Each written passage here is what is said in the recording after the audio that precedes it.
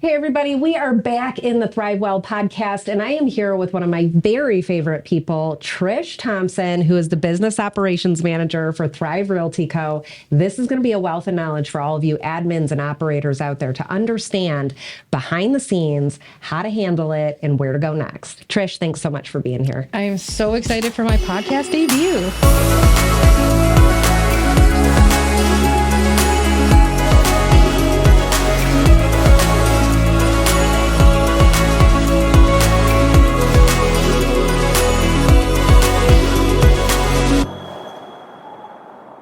Let's get into it. Trish, Yes. You are the business operations manager of Thrive Realty Co. Yes. That is a big job. That is not a small job. Yeah. And I want to take us back to when you started with us years ago as a small sales force within a franchise. And years later, we're now an independent brokerage with 2 locations within Southeast Michigan. What has been the best part and most challenging part of your roles within our growth? My favorite part, I don't even have to think about that one for a second. It's absolutely the people. And that started with you and Justin just immediately. You and I connected from that very first interview around culture being the number one thing for both of us. We were confident that we could build a business that lasted, that thrived, if you will. But the one thing that we both wanted, we knew we didn't want to do it without culture. So 100% the people, the heart, the leadership. Getting like it chokes me up every time. Oh, I love it. Biggest challenge? I don't know that there's any one single challenge that I would pinpoint as a bigger struggle than another one. I think it's just the speed of evolution is the most challenging. You know, it's the thing I love so much about it, but it's also the thing that makes, you know, every day, whether you're going up the hill, climbing the mountain, or maybe you're sliding back down on the other side, I think that just those constant challenges are what keep it actually interesting. Right. And I think it's interesting as you go through this process, and correct me if I'm wrong, you learn, and it doesn't mean we don't have our moments of like, holy shit, I'm pulling my hair out, shut it all down. I cannot. Yeah. We all have those moments. Yes. But even in those moments, the rapid response to get back on the horse, the rapid response to saying, yep, let's get at it. Like, we know what's on the other side of this. Would you say that that has exponentially increased as your journey here of building with us has? Undoubtedly. And I think that's honestly the fun part of it is, yes, those moments where you're like, okay, quick pivot. What are we doing? What's happening? That feeling on the other side of like, not only did we just rush into that head first, we did it with cool, calm, and collected. And then watching our plan that we played out, the plan that we had play out. There's just something about that that's so fulfilling and so energizing that I've never found that in any other job I've had. Yeah, couldn't agree more. It is the process of building. It's not the destination. You do really learn to love the process. Yes. And you learn to love the good, the bad, and the ugly within the process. Yes. And it's just all a part of it. And you know it. You can't have one without the other. So I love that. Talking about culture, this is a word that's used in our industry, we can say extensively. Mm-hmm. What does culture mean to you to thrive? What is culture? Culture to me is that it's foundation. It's that I know everybody says family, and that almost has started to take the opposite connotation of it being almost toxic, like an excuse to not treat people well. And I think that's the exact opposite of what we're doing here. It's you create a foundation where there is no drama because we all care about each other, right? It's not about pitting each other against each other. It's not about unhealthy competition. And I want to emphasize unhealthy competition between our agents because we promote a little bit of healthy back and For forth. sure. That helps everybody be their best. Yes. But it's about that knowing that if you do slip, if you do fall, there's 100 hands there to catch you. There's nothing that one of us hasn't gone through that we couldn't lead you through. It's other people being invested in your success, not because they have anything tied to it, but just because they care so much about you that they want what you want for yourself. Love that. I was just talking to Tony, and I was talking to him about the difference between sales teams in our industry and an independent brokerage.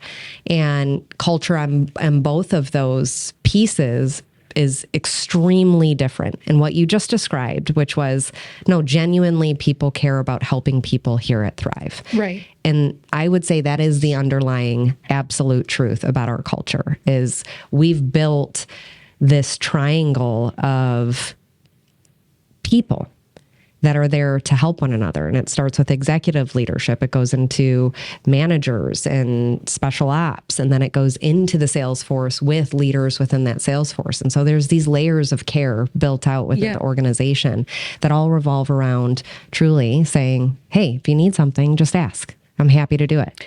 Yeah, I think a lot of people equate culture with fun.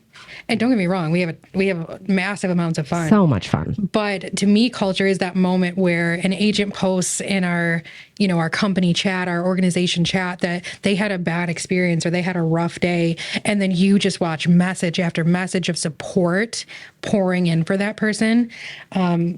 That's what culture is to me. It's that, like, hey, like, maybe I didn't seal the deal today. Maybe I didn't get my offer accepted, but I did set 3 appointments and I'm really confident about one of them.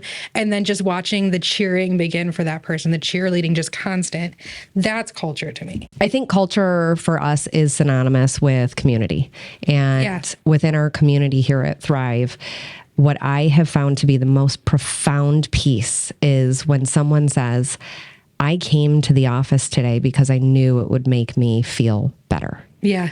And that's where I'm like, wow, that's it. Like, we've nailed it, and keep going, right? Keep working on it. I think culture and community is active. It like rent is due every day for success. Rent is due every day for community and culture. Yes. Like, you've got to be active within that. So that's a wrap on culture. We love culture. We could go on. We could do the whole podcast. We could. Culture. When you think back on core memories here, over the last 4 or 5 years, what are some of the recalls that you have that you're like, gosh, that was so incredible. That was impactful for me. That was funny. Like, I am so glad that's in the memory bank. I could really do a whole podcast on just that. I guess just that first meeting of going through the interview process. Well, I'll call it that. I went through 5 interviews, including, I think, 3 in-person interviews, 2 virtual interviews before I was offered the position. And that was the most extensive interview process I had ever been through. And I connected with you immediately because of the culture aspect, but also because you're like, honestly, I don't care if you're the best business operations or executive administrator person in the industry. What I care about is, are you the right one for us? Yes. And I was like, what? And I went home and I told my husband that day, and I'm like, I want this one. This is the one. And then sitting with the team, and yes, we were so baby tiny that just, I think 3 agents were there that day. And just immediately hitting off with all of them, like just finding commonality among the things we like. It was really cool. And then my very first day of like, hey, hope you can stay late tonight. We grabbed a 6-pack and we're going to vision board for the evening. We're going to craft it out, Trish. And I'm like, absolutely. Hand me the scissors. There were not scissors. I want to be very clear. I was using a tiny pink Swiss Army knife. Listen, we didn't have you yet. We didn't have you yet. That was a big one.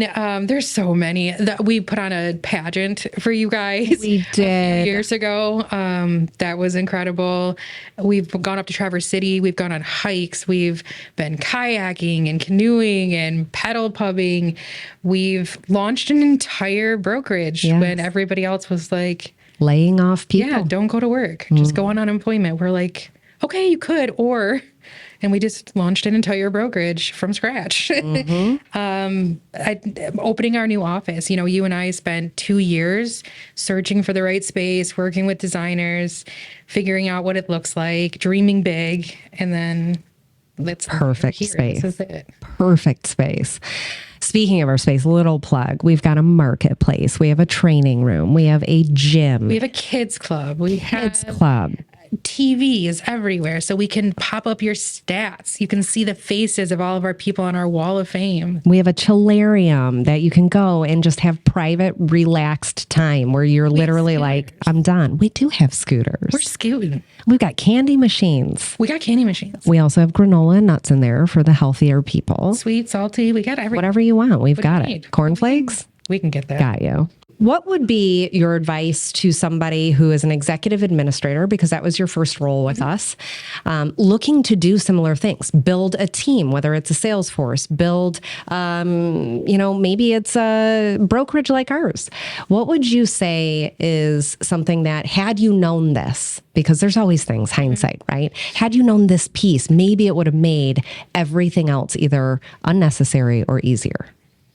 I would say getting very, very clear about your mission is number one. And I think we did do that, which did make things exponentially easier. But it's a misstep I've seen among my counterparts across the country and other brokerages I've spoken with is they have a fuzzy or a muddy message for themselves. Because every decision you make, every step you take to build this needs to play back into that mission and your values. And if you don't know what those are, or you're willing to compromise, it's never going to work. So that would be my number one thing. My number two thing would be, you're going to make mistakes. Progress, not perfection. We say that a lot around here. And not to be afraid of that. Like, those are all learning opportunities. And we've done a lot of learning. A lot of learning. Yes, I could not agree more. In fact, it's almost like if you're not making mistakes, you're probably not trying hard enough. Or you're not breaking boundaries, I guess. Right. What is your mission then? Yes, you're playing too safe. Different. Yeah. And we didn't have a direct person to go to say, how did you do this? Because nobody was doing it exactly the way that we were. So that's where those learning opportunities come in. So yeah, if you're following a playbook and you want a franchise and that's your interest, then we wish you all the best. But if you're looking to do something different, you should be making mistakes. Yes. Now, we have something coming up in October in DC that's really exciting. It's like a full circle moment for you. It really is. I had a lot of those recently. Yes. So Trish is joining me and going to DC. We're speaking on behalf of Christy Belt Grossman for the Ops Boss Retreat. And this is something that you attended essentially and even did a little bit of work with in the very beginning of your career here. We attended an event. We brought in Christy. It was amazing. You did a little bit of work with her team. And now we're going out there to teach to her audience, to her clients. And I couldn't be more excited that this is a full circle moment. I am extremely excited. This really, when you talk about full circle, this is the definition. So I think I know I was within my first 90 days with the Woodbeck team at the time. And you had let us know you bringing this woman in. She was doing this conference. I wasn't familiar with her. I came from a different industry. I was so excited. I'm like, oh, tips and tricks that are going to help me really take on this role and make it my own. And I went, and it was really cool. It was all about empowerment and how support persons are, just rock stars and how you can take that to the next level. And I just thought that was really, really, really cool.